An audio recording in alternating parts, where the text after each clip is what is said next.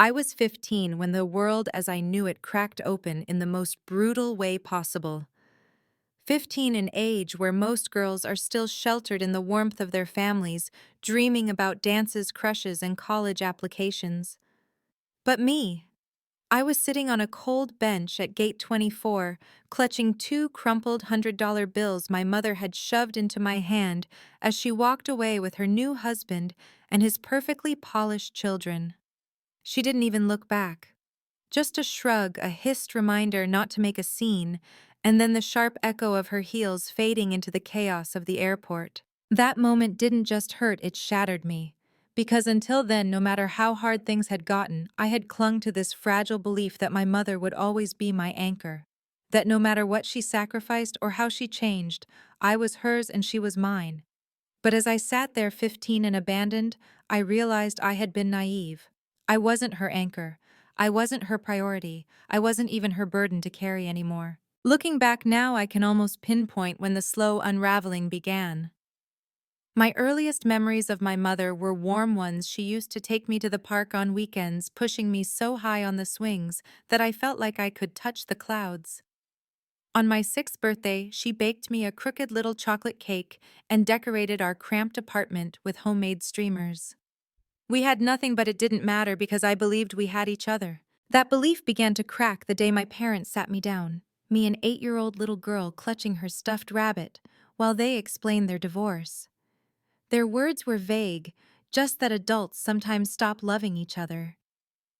I remember sobbing into my pillow that night, feeling like love was something fragile and breakable like glass. My father slowly faded from my life after that. First, the visits became less frequent, then the phone calls, until finally he was just a fading photograph in the back of my memory. My mother was all I had left, and I clung to her with everything in me. She worked 2 jobs back then, and even though our lives weren't easy, I knew where I stood. I was her daughter, her reason, her companion in survival. That was enough for me. But when I turned 13, everything shifted again. My mother met Richard. He wasn't just some man, he was a wealthy businessman, polished, commanding, dripping with money. When she talked about him, her whole face lit up in a way I'd never seen before, and then as if overnight our lives changed. Gone were the secondhand clothes and budget dinners. Suddenly, we were moving into his sprawling mansion with more bathrooms than I could count and a pool glistening like it had been plucked from a movie. But the price of that new life was me. Because it was immediately clear Richard didn't see me as part of his family. And worse, my mother didn't fight for me to belong. His 3 children filled the dinner table with their private school stories, their sports achievements, their polished charm. I tried God, how I tried to fit in. I offered help with homework, cheered at their recitals, tried to be invisible when I felt like too much. But every effort was brushed aside with polite disdain or outright rejection. And the worst part wasn't their cruelty, it was my mother's silence. The woman who once baked me cakes and called me her little shadow started calling our old life the struggle years. She laughed about it as though my memories of us scraping by were something to be ashamed of. And then came Bali, the family vacation. 2 weeks in paradise, Richard called it. My mother's eyes sparkled at the mention. Her stepchildren squealed with excitement, and I thought maybe this would finally be the chance to belong. I imagined us laughing by the pool, finally becoming the family I so desperately wanted. But the signs were there. No new clothes for me, even though she took Richard's children shopping for designer swimsuits and sandals. No real inclusion in their plans. My suitcase was smaller, lighter, and that gnawing suspicion in my gut, one I shoved down again and again, proved true when we got to the airport. Richard handed 5 passports to the airline attendant. Not 6. 5. And when I stepped forward, confused, asking about my boarding pass, the attendant looked at me with pity. Only 5 passengers were booked on the flight. My family, my mother, my stepfather and his children were going on their dream vacation, and I wasn't part of it. In the middle of the bustling terminal, my mother pulled me aside, her expression tight, annoyed. Her words were soft, but they sliced through me like knives. "There's been a change of plans. You're not coming with us." I still hear her voice, calm, almost rehearsed. As though leaving your only child stranded at an airport was no different than changing a dinner reservation. I remember standing there clutching my old backpack, like it was the only thing keeping me from collapsing. The world around me blurred boarding calls echoing rolling suitcases, clattering across the tiles, laughter from families headed to their vacations. My mother's manicured hand slipped into Richard's, and I knew then that I was no longer hers to hold. She pressed two crumpled bills into my palm, whispered something about being mature and making good choices, and then she turned away. At 15, abandoned at an airport, I realized childhood had ended for me. I wasn't the priority. I wasn't even the afterthought. I was simply an obstacle too messy for her new life, too inconvenient to carry along. The hours after they left are burned into my memory. I sat by the large windows overlooking the runway, watching planes soar into the sky, wondering if one of them carried the woman who once swore she would never leave me. I counted the minutes, hoping she might change her mind and come back. Every shadow that passed across the glass made my heart leap with false hope, only to shatter again when it wasn't her. Eventually night fell and the terminal grew quieter. A kind security guard asked me if I was waiting for someone, and when I mumbled something about my mom's flight, he frowned but didn't press. I spent that night in the airport curled into a chair hugging my backpack. I felt invisible, unwanted, like discarded luggage no one would claim. The next morning, I called my aunt, the only relative who had kept some distance from my mother's chaotic choices. Her voice cracked when she heard me sobbing, and within hours she drove 2 hours to pick me up. She hugged me so tightly, I thought my ribs would crack, and for the first time in what felt like forever, I let myself cry in someone's arms. Living with her was a different world. Her house was small, cluttered with books, and the smell of coffee, but it felt like safety. She never asked me to explain what had happened. She just let me exist, let me breathe. But the questions burned inside me. Why wasn't I enough for my own mother? What did I do wrong to deserve being left behind like that? For years, I carried those questions like chains. They shaped me, molded me into someone who never asked for too much, who apologized for simply taking up space. Every time I looked in the mirror, I saw that 15-year-old girl in the airport, begging silently to be chosen. But time has a way of unraveling truths, even the ones we think are buried forever. Because when I turned 18, old enough to finally confront my past, I went digging. I thought maybe I'd find closure, maybe even forgiveness. Instead, I found secrets I wasn't prepared for. One night, while searching through old boxes my aunt had stored away, I found a folder stuffed with documents, letters, receipts, legal papers. At first, I thought they were just random scraps until one letter caught my eye. It was addressed to my mother, dated years before Bali. Inside was a stern warning from a lawyer about debts, lawsuits, and Richard's reputation. And tucked between those papers was something that made my hands tremble, a signed agreement stating that Richard would provide for my mother and her dependents, but only if all potential disruptions were removed from the household. Potential disruptions, that was me. It wasn't just my mother's selfishness that abandoned me, it was a calculated choice. She had traded me her daughter for wealth security and the illusion of a perfect life. She hadn't left me behind because she forgot or because there wasn't room on the flight. She had left me because I was never meant to be part of that family. The betrayal dug even deeper than the memory of the airport. Because now I understood every smile she gave those stepchildren, every laugh around their dinner table was built on the foundation of my erasure. But secrets don't stay buried forever.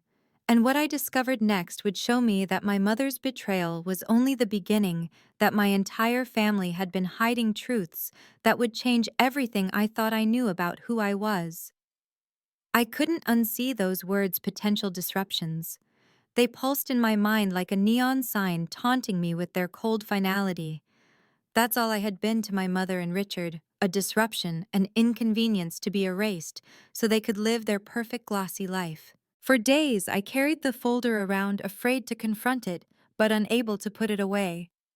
I read those letters again and again until I knew them by heart, each sentence cutting deeper. But one evening, when the house was quiet and my aunt was asleep, I dug deeper into the papers. And that's when I stumbled upon something even more jarring. A birth certificate, mine. Only it wasn't the one I remembered. My father's name wasn't on it. Instead, in the faded ink of the original record, a different man's name was typed. A name I had never heard before. My chest tightened as I traced the letters with my finger. It wasn't just betrayal I was dealing with now, it was identity. The man I had spent my whole life believing had walked away from me, the one I blamed for disappearing, wasn't even my father. And suddenly, so much of my life made sense in the worst way possible. The distance, the lack of connection, the silence after the divorce, it was all built on a lie. My mother hadn't just abandoned me at the airport. She had lied to me about my very existence. I felt the walls of the room close in. I wanted to scream, to break something, to claw the truth out of the shadows that had suffocated me for years. But instead, I sank to the floor clutching that paper and let grief pour out of me like it had been waiting 15 years for release. The next morning, I confronted my aunt. She froze when she saw the document in my hand, her coffee cup trembling. At first, she tried to brush it off, but the dam had already cracked.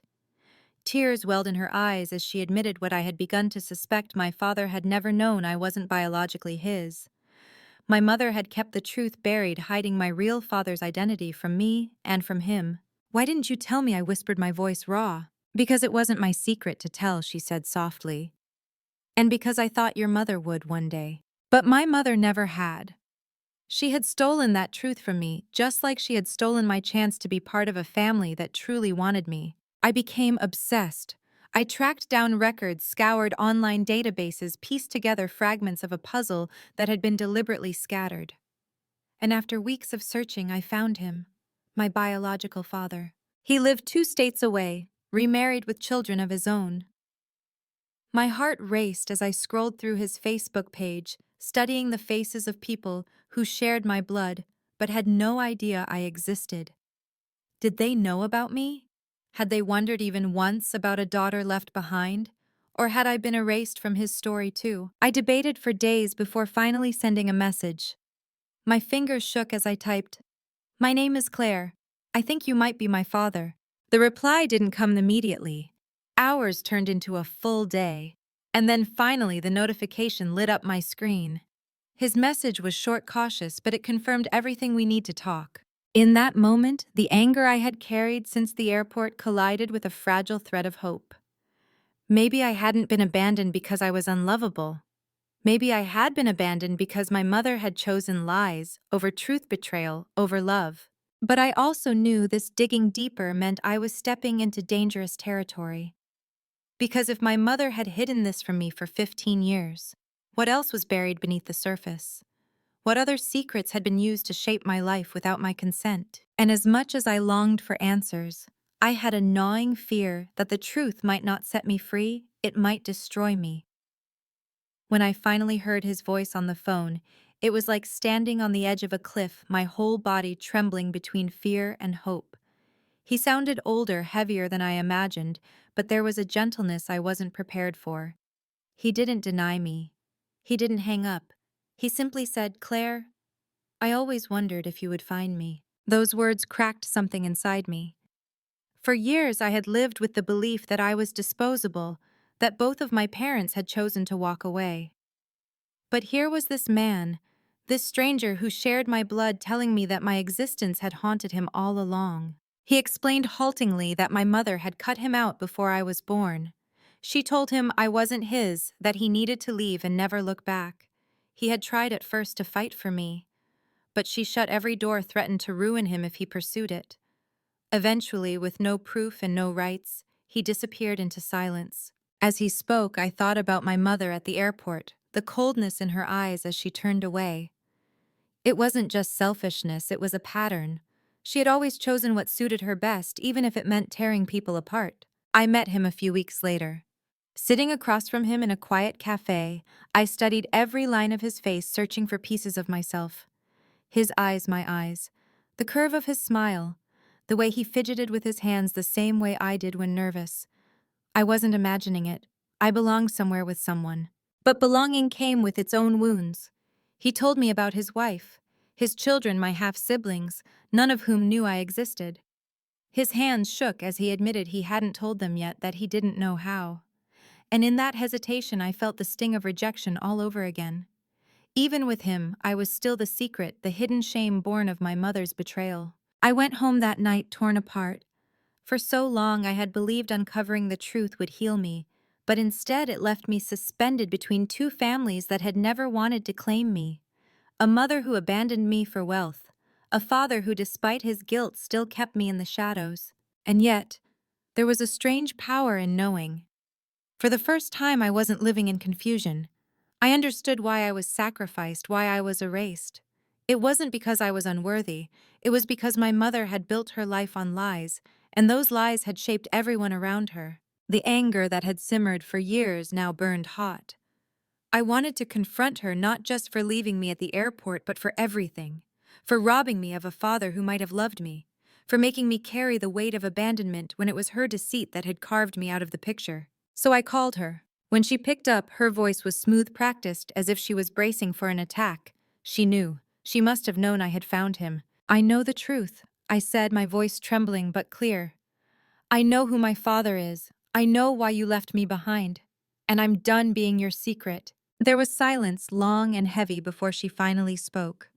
Her words were cold, defensive, but beneath them I heard something else: fear. "You don't understand the choices I had to make," she snapped. "You don't know what it was like for me." But I did understand. I understood perfectly. She had chosen luxury over loyalty. She had chosen comfort over her child. She had chosen lies over love. And in that moment, I realized I didn't need her to admit it. I didn't need her apology. What I needed was freedom from her, from the weight of her betrayal, from the identity she had forced onto me. I hung up the phone, my hands shaking, tears streaking my face. It wasn't closure, not yet, but it was the first time in my life I felt like I was taking my story back. Because I knew the truth now. And truth, no matter how painful, was a weapon. A weapon I could use to carve out the life my mother had always tried to deny me. If she thought abandoning me at 15 would silence me forever, she was wrong. That day at the airport had broken me, yes, but it had also built me. And one day soon, she would learn just how strong her betrayal had made me. The day I finally stood face to face with my mother again, I was 21. 6 years had passed since the airport, but the memory of her heels clicking against the tiles, her hand slipping into Richard's as she walked away, had never dulled. It lived inside me like a scar that refused to fade. I didn't plan the meeting. It happened by chance, though part of me believes fate wanted me to see her one last time with clear eyes. I was at a grocery store grabbing coffee and bread after a long shift at the bookstore when I saw her.